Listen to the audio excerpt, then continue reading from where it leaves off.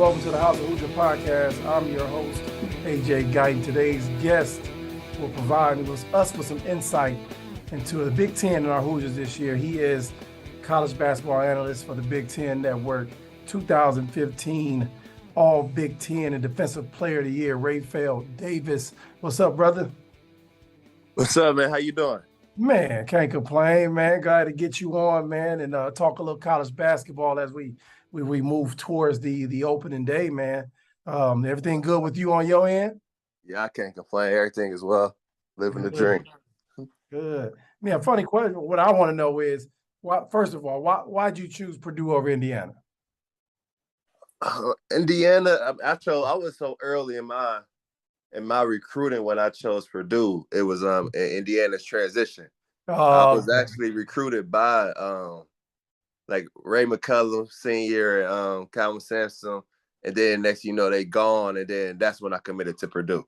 Oh, okay. But my brother and sister, they both went to Indiana, graduated from Indiana, so it was also a little bit just to be a little different. But Paint also at the time, it was just so different than all the other coaches that was recruiting me with the way he went about it and the way he treated his players. So it felt right. If it wasn't a transition period, would IU had a shot? Nah, probably not. I was Paint was the way I looked up to like Lewis Jackson, Etuan Moore, and the way Paint allowed those guys to kind of be themselves. My family, we kind of really appreciated stuff like that. Awesome, man. Let's jump right in. Before we talk about Indiana, though, let's talk about what we can expect from the Big Ten this year. They haven't won an NCAA championship since 2000. You know what I mean? Give me your quick overview of what you're thinking about the conference as a whole coming into 2022-23 year. I think it's a typical Big Ten grinded out type of year. I think the winner of the league may have 5 or 6 losses. I think it's going to be better than people think it will be. I think people are down on it this year because the league has kind of been overrated in a sense the last few years. But I think you're going to have some good teams. I don't know if the preseason rankings kind of give justice to what's going on, but I think when you look across the board, you have some teams that have a lot of guys returning.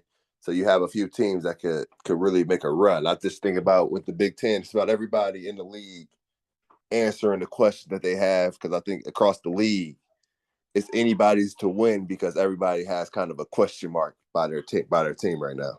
Awesome. If you had just your assessment on what you've heard, the rankings, what you've seen with your own eyes so far, what 2 teams do you think has the best chance of cutting down those nets in April? Yeah, I would probably go Iowa, and I would go Indiana if I was going right now. Right now, yeah. I like Iowa. I'm higher on Iowa than a lot of people. I don't even think Chris Murray has to be Keegan Murray. I just like what they bring back in the sense of the maturity, the camaraderie, the length they have on their wings. I think Payne Sanford have a really good year. I think he got a lot better in the offseason. And then a dude like Tony Perkins could really be one of the better two-way players, tough dude. And then Patrick McCaffrey has flashes where he could be an all-league type of guy. And then guys forget Philip Rebracha before he got to Iowa was a 17-10 guy. So they got the pieces, and they got a few guys off the bench that can really score the ball. And then Indiana, just bringing back their core and just kind of bringing back everybody. That means more than what people give it.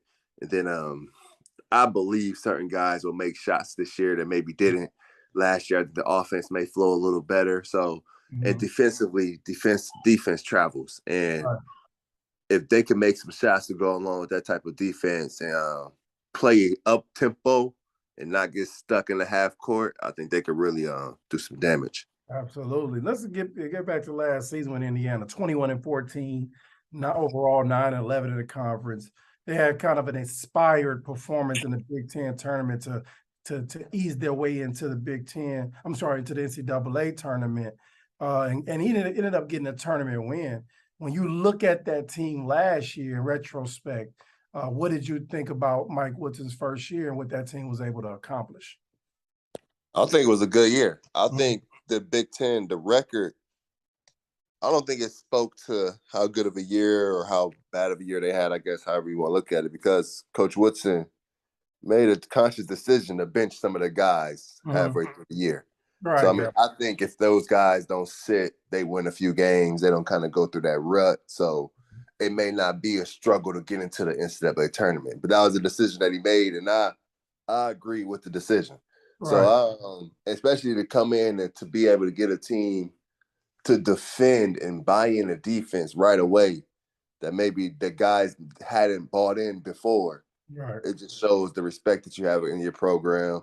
I mean, you bring in 5 stars within your very first recruiting class and all of that stuff. So I think they're on the right page. I appreciate what he did. I think the guys, when guys play hard for you, I think it's only up from there. And then when you can get young guys to come in and believe in you, it means because the team recruits the guys. I mean, the Right. coaches get them there, they get them to the campus, but a kid's not gonna recruit if the guys on this visit is saying don't. And Right. Yeah. I've been in those rooms where I've heard a teammate of mine tell a recruit not to come to Purdue when we were Wow. bad, when we were struggling, because we weren't a guard school. Yeah. So I think he's done a great job, and I think he has him on the right trajectory. Yeah. Last year, when you looked at Indiana from last year, and you were up close and personal a lot of the times, you were able to really study them. What do you think they were missing last year? And do you think with the additions or the new year this year and then the maturity this year, they have plugged those holes that they had last year? What were those holes and have they plugged them? I mean, I don't want to be disrespectful because I'm not going to say I was JJ Redick in college, but they just couldn't shoot in the Yeah. sense of they just couldn't make shots. Mhm. And the offense got stagnant at times, especially in the half court where you throw the ball inside and they double or triple and they go on reversal. You Mhm. got to be able to make that shot off of that swing pass. Right. And Mhm. Parker Stewart and Miller Kopp, it just wasn't as consistent as it could have been or as it should have been. Right. And and then also when they get half court, it was a lot of standing. It was a lot of it felt maybe pro style type of offense, kill your man. And in the Big Ten, help is built in, that wall is built in, and you're not gonna go 1-on-1. So you will see times where you look at and not just saying Purdue because I went there, but the shooter is always on the move, coming Right. off of 3-4 screens. When they got a dominant big man, it's not just throw the ball inside. It's run off of 2 or 3 screens, get the defense moving, and throw it inside. Yeah. Sometimes you can set your defense on Indiana, and I think that's when they took a turn. Is when Xavier Johnson really started to push the basketball. He started to push the ball, get in the open floor, play a little faster. They start to score more points, and I think that's you throw a little bit of shooting in there, and that's where you get a special team. I think with shooting, it's just about those dudes getting in the gym over the summer. Right. I'm sure they did. I got respect for those guys' work ethic.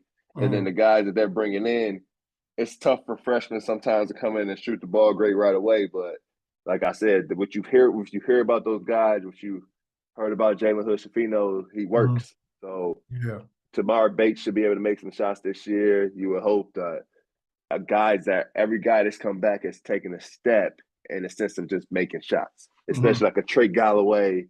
You get those guys to be able to come in and maybe make 1 or 2 consistently. It just Yeah. opens everything else. Yeah, I agree with that totally, man. I even take it a step further, and I felt like they didn't make timely shots. Right. Especially like you would go, you can't miss 3 or 4 threes in a row. It's Exactly. opportunity to keep that lead down on the road. You got to make that open shot. They'll make them early, but not late. So, I agree with that assessment perfectly. But when you look at the roster, you mentioned Hood Shafino, who besides Miller Kopp, and who's that those knockdown shooters who have to step up. And you have Tamar Bates, Anthony Leal, you have CJ Gunn, Trey Galloway. I mean, if you had to put a roster out there on the floor around TJD, and I'm gonna take it. I always said this. I love Race Thompson. I love what he brings. I just didn't never think that the way the game is played together today, that they could play together effectively. You know what I Right. mean? Because that would create a crowd. so I always kind of was rooting for Indiana just to go four guards around one of those guys, Right. both of them play aside. So with that being said, man, who do you see stepping up and knocking down those shots? I think I'm high on Tamar Bates. I think Coach Woodson believes in him. I just think he went through those freshman woes where you got to find out what a good shot is. You Right, got to find out like you said, you got to find out what a timely shot is. You got to know your role as a player too on sometimes when to shoot, just kind of the flow of the game, the timing of the game, and just good shot, bad shot. So I think that freshman to sophomore leap is a big leap, especially when your coach believes in you. And so I believe that Coach Woodson saw what Tamar Bates could bring to the table. I also think Shafino should bring something to the table, being a guy that's highly touted, being a player. I think he's a player.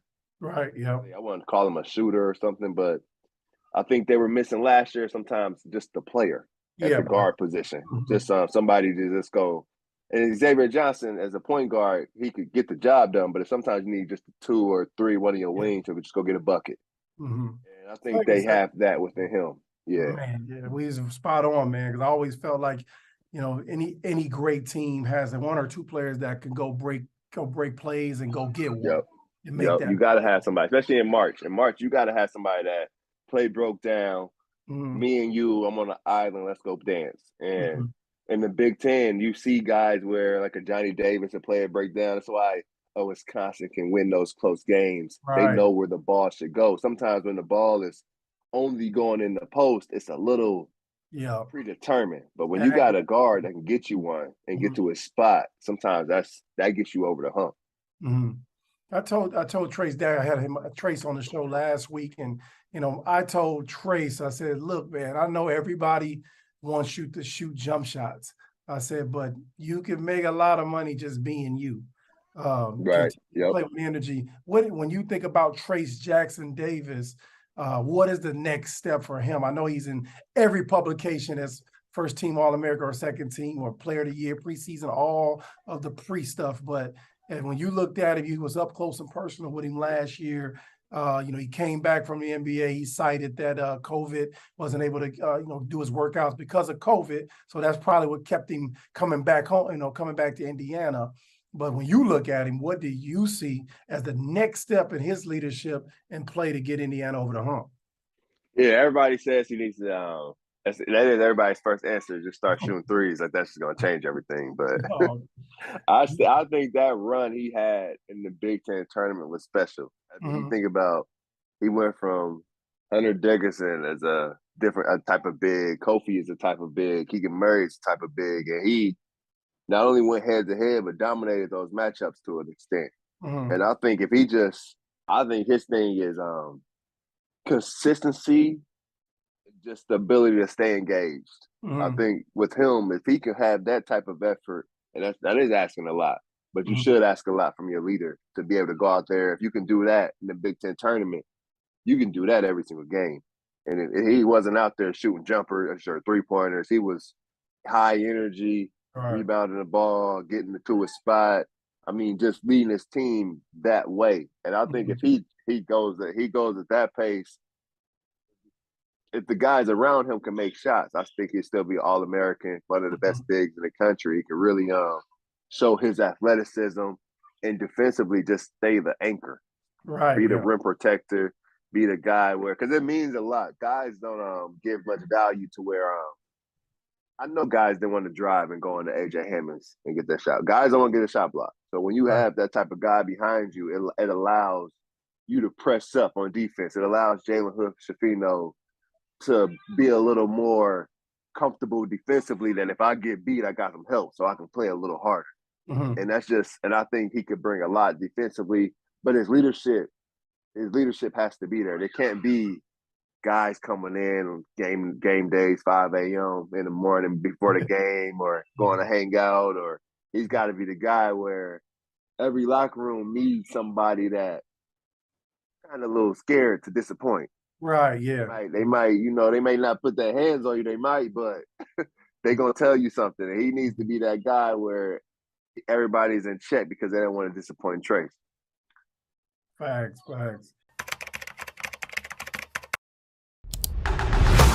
We're dropping our merch. We got to start calling Underwood Daddy Brad.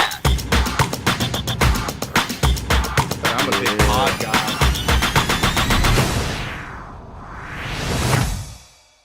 Breaking news. The Field of 68 has an online store, and it's your one-stop shop for the latest and greatest merch in college basketball and college football. You can find shirts to support your favorite team, make fun of your rival team, or boast Field of 68 catchphrases like Daddy Brad, Cussin' and Discussin', and the Star Heels. Go to www.fieldof68.shop today and enter promo code TOUCHDOWN for 20% off at checkout. Once again, we're talking to Rapheal Davis, Big Ten analyst, man, former college basketball star at Purdue.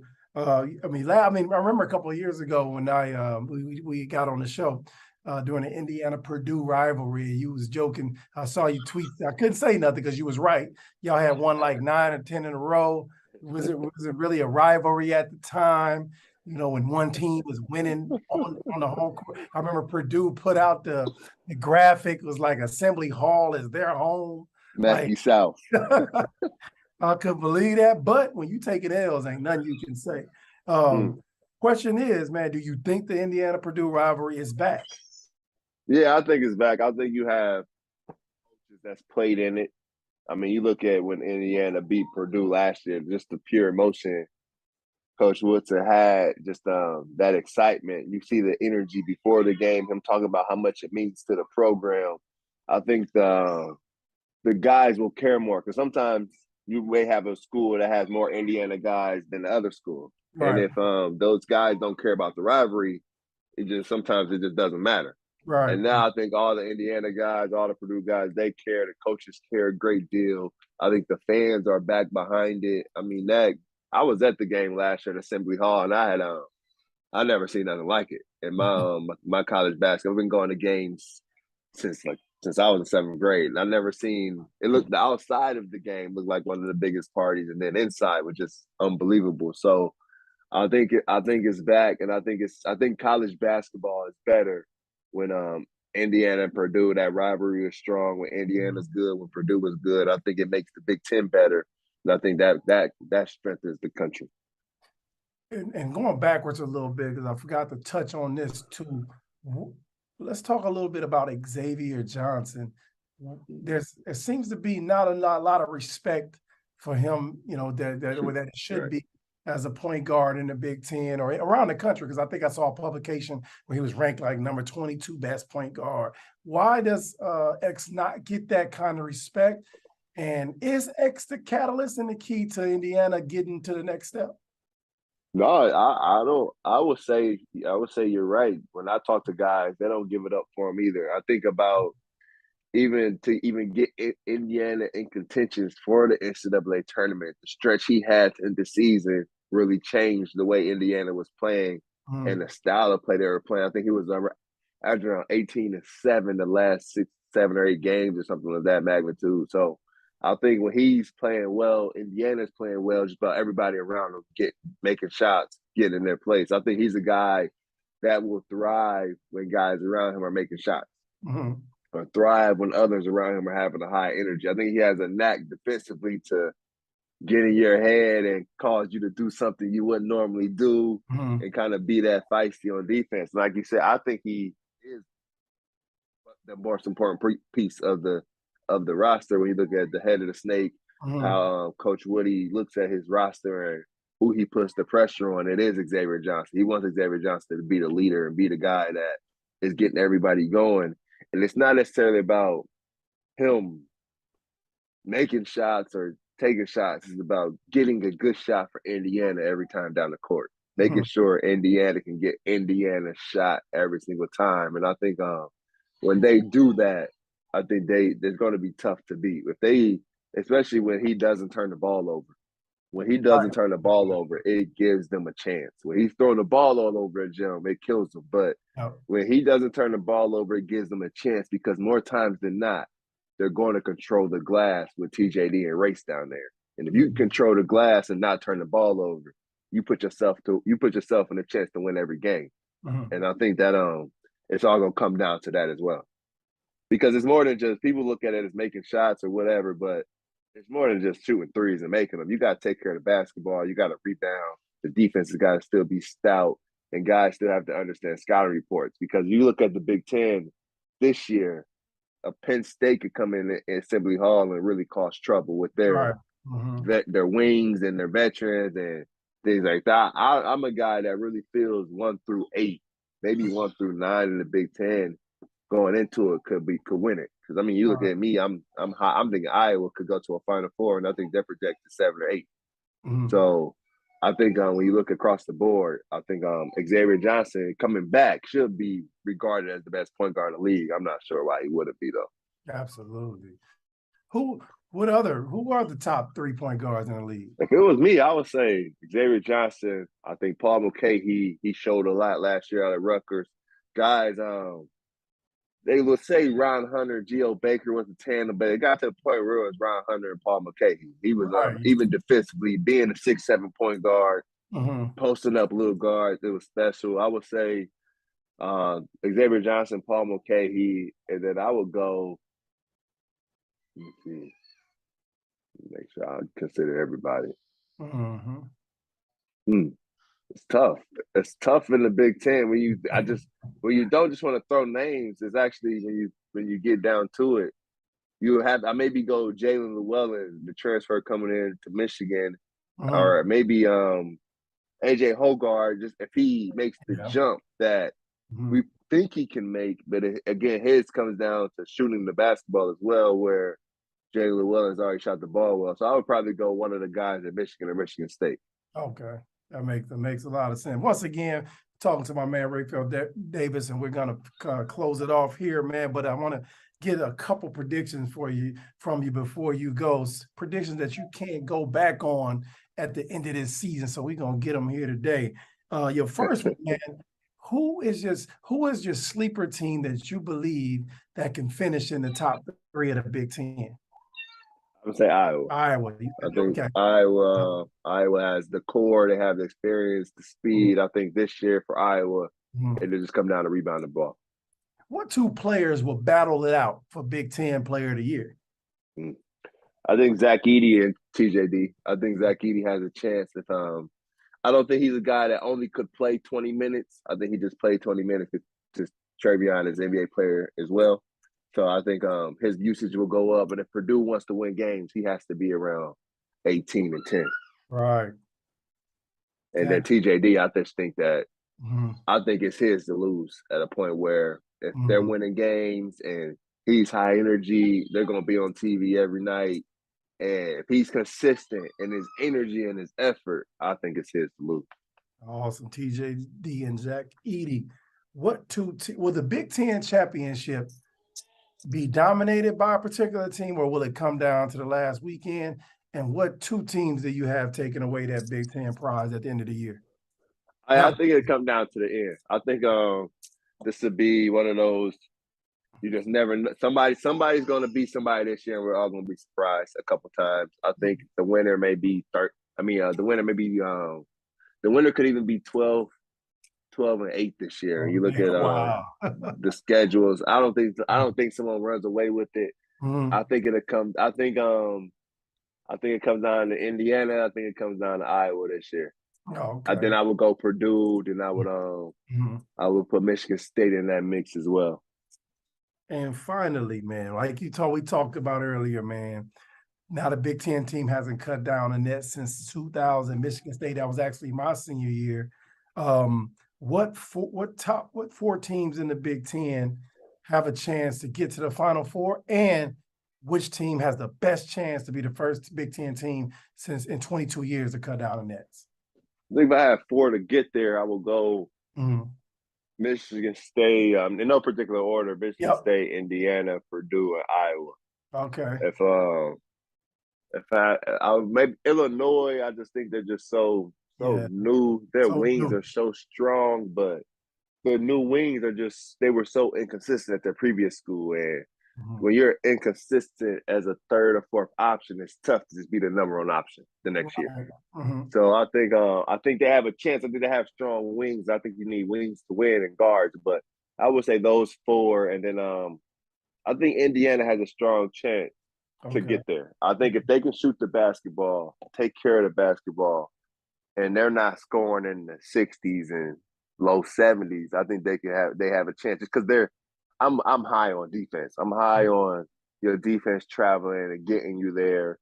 And then a team like Michigan State, I just got a lot of faith in Tom Izzo. Yeah, of course. And the season they had last year and the guys that have returning. And then I like Purdue's chance, but Iowa, I'm high on Iowa. I'm an Iowa guy this year somehow.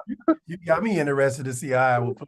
I'm like, man. Yeah, I think Payne Sanford's made a jump that a lot of people. I don't think a lot of people paid attention to Payne Sanford last season, but I think he's made a jump, especially being 6'7", 6'8", can shoot the basketball from anywhere. I think that losing Jordan Bohannon doesn't hurt as much when you have him. And then I think as by committee, they can not one guy, but I think by committee they can just replace Keegan Murray's his production. I think because you look at the game where Indiana played Iowa, I believe, and Chris goes off, right, and Keegan's in foul trouble. Or you look at games where at Purdue Keegan doesn't play and they give Purdue a run for their money. I just think their style of play bothers teams in the Big Ten, and they can score the ball. You know, back to what you were saying about Indiana too. Here's what I say about shooting. I think you can, build a block around your players if you don't allow them a freedom to take some different types of threes. Every single three can't come out of your offense that you take. Yeah. Somebody got to be able to hezzy pull, drop one in. Throwing. I didn't see too many threes on a fast break last year.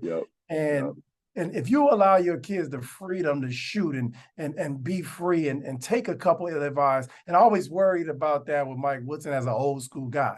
I know how old school guys, they really believe in throwing that ball in the post, like throwing it in. Even if your dude can't score, they throw it in there. But Indiana has to be able to take shots. And because one of those games they're going to, especially at home, they're going to be knocking them in. You're going to hit.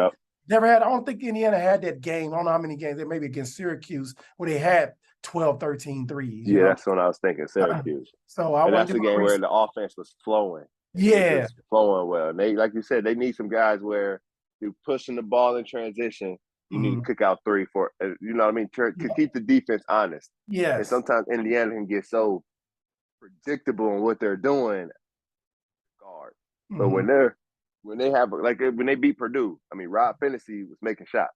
Yep. He was breaking guys down, getting in the lane. Yep. And like you said, they need a guy that's going to sometimes a bad one is a good one sometimes. Yeah, exactly. Just for a player's feel, a guard's confidence, or the flow of the game. But no, I get exactly what they don't have. Like I said, they don't have that. They didn't have that guard, whether it's freedom or whatever. They didn't have somebody just go out there and just, I'm going to get me one in the last 10 seconds. It was always they either threw the ball in or they just didn't get a shot sometimes. Yeah, exactly. And then you get the missing and then it gets tight. And now nobody wants to shoot. Now the crowd gets involved. And I don't think how people that didn't play the game understand the effect that a crowd can have on you when you at home and you struggle. Oh, yeah. Because I played for a team. I played for a team with dominant big men. I played, with AJ Hammonds, Isaac Haas, Caleb Swanigan. And we was throwing that thing. We were counting.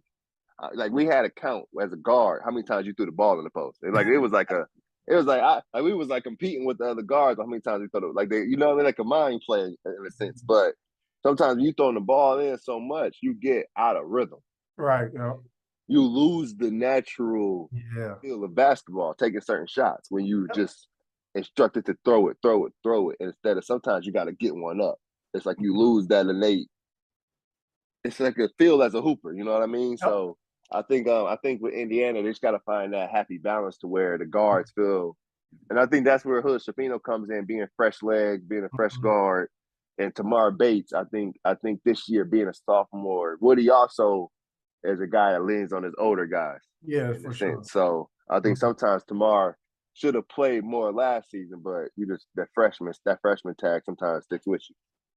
I mean, at the end of the day, you could lose a game making 2s when the other team is hitting 3s. So, man, straight up, you got to be able to knock some shots in. But that's the theme, man. But overall, I think the Indiana fan base is going to be happy with this interview, happy with some of the predictions. that Rapheal Davis has made, and there's nobody right now closer to the game than Mr. Davis is, being, you know, his second year as an analyst at the Big Ten Network. Looking forward to seeing you all, you know, on TV and calling the games and getting more insight throughout the year. So thank you, man, for joining the show. Appreciate it, and I'd love to see your handsome face next time too, bud. Oh no, I appreciate you. My Geek Squad got my MacBook right now, so it's all good. Next time I'm with you. You all love, man. Once again, Rapheal Davis, Big Ten Network, Purdue alum, Big Ten Defensive Player of the Year. Thank you, my brother.